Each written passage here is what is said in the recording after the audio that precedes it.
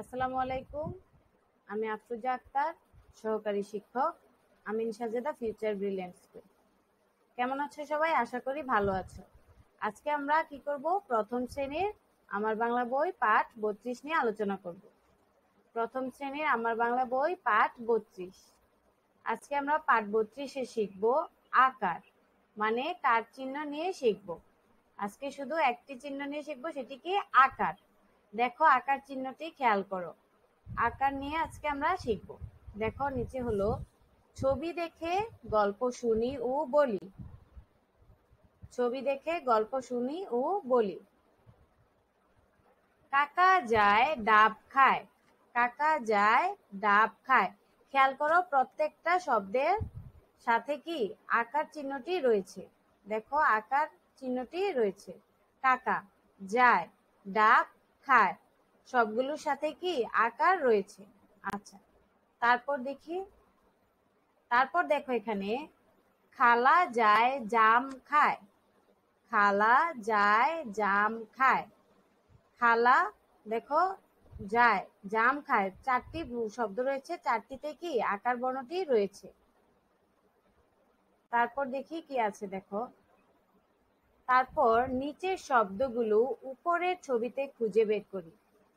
নিচের শব্দগুলো উপরের ছবিতে খুঁজে বের করব কিভাবে? দেখো এখানে শব্দগুলো হলো কাকা, ডাব, খালা, জাম। প্রথম ছবিটিতে দেখো, প্রথম কি কাকা, তারপর কি ডাব, তারপর খালা, তারপর জাম। দেখো উপরে প্রথম লোকটি হলো কাকা, তারপরে কি ডাব খায়, কাকা যায় ডাব খায়, তাহলে দুটি শব্দই এখানে রয়েছে। তারপর কি খালা যায় জাম খায়, এখানেও কি দুটি শব্দ রয়েছে। তারপর দেখো ডট মিলিয়ে আকার লিখি। ডট মিলিয়ে আকার লিখি। এখানে দেখো খালি ঘরগুলোতে প্রথমে ডট ডট দিয়ে চিহ্নিত করে দেয়া আছে যে কিভাবে তোমরা আকারটি লিখবে, মানে কোন দিক থেকে শুরু করে লিখবে। তারপরে দুই ঘরে দেখো শুধু ডট ডট দিয়ে দেয়া আছে, আর বাকিগুলো ফাঁকা। তোমরা এখন কি করবে? প্রথমটিতে যেভাবে দেয়া আছে সেভাবে হাত ঘুরিয়ে লিখবে, আর পরের দুটি ডট কি করবে? নিজে লিখবে, আর খালি ঘরগুলোতেও নিজেরা লিখবে, কিন্তু এখানে ডট ডট দেয়া নেই, নিজে সবটা লিখতে হবে। আচ্ছা, তারপর দেখো কি আছে। তারপর পড়ি ও লিখি। তারপর কি পড়ি ও লিখি আকার। এখন আকার এই বর্ণটি কি করব? পড়ব, তারপর কি করব? শব্দ বলবো। দেখো এখানে ডাব, জাম, ঢাক, ঘাস।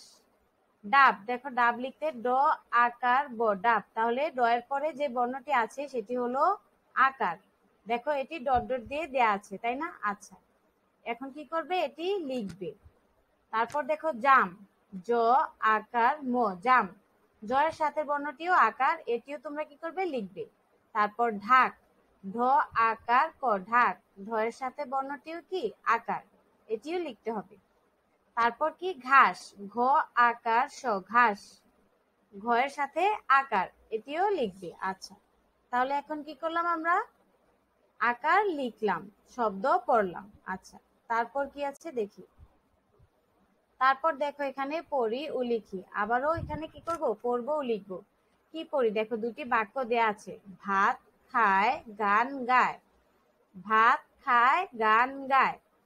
এখন দেখো ভাত, ভ আকার তো ভাত, ভাতের সাথেও আকার, খায় খ আকার অন্তস্থীয়, তাহলে এখানেও আকার। তারপর গান গায়, গ আকার গা ন, গান। এখানেও গ এর সাথে আকার, গায় গ আকার গা অন্তস্থীয়, গায়। এখানেও আকার আছে। তাহলে কি আমরা প্রত্যেকটা শব্দের সাথে আকার আছে দেখতে পাচ্ছি এখানে। তাই আমরা কি করলাম? বাক্য দুটি পড়লাম, ভাত খায় গান গায়, আকার দিয়ে দুটি বাক্য গঠন করলাম। উপরের বাক্যের শেষে লাল চিহ্নগুলো দাঁড়ি। এখানে দেখো ভাত খায় গান গায়, এই দুটি বাক্যের শেষে যে লাল চিহ্নগুলো আছে সেগুলো কি? দাঁড়ি চিহ্ন। এই দুটি কি? দাঁড়ি চিহ্ন। তাহলে আজকে আমরা কি শিখলাম? নতুন একটি কার চিহ্ন শিখলাম। কোন চিহ্নটি? আকার। আকার দিয়ে বাক্য গঠন শিখলাম, শব্দ বলা শিখলাম, তারপর আকার লেখাও শিখলাম, তাই না? আচ্ছা, তাহলে আজকে এই পর্যন্তই। পরবর্তী ক্লাসে আমরা অন্য একটি কার নিয়ে আলোচনা করব। সে পর্যন্ত সবাই ভালো থাকো, সুস্থ থাকো। ধন্যবাদ সবাইকে। আসসালামু আলাইকুম।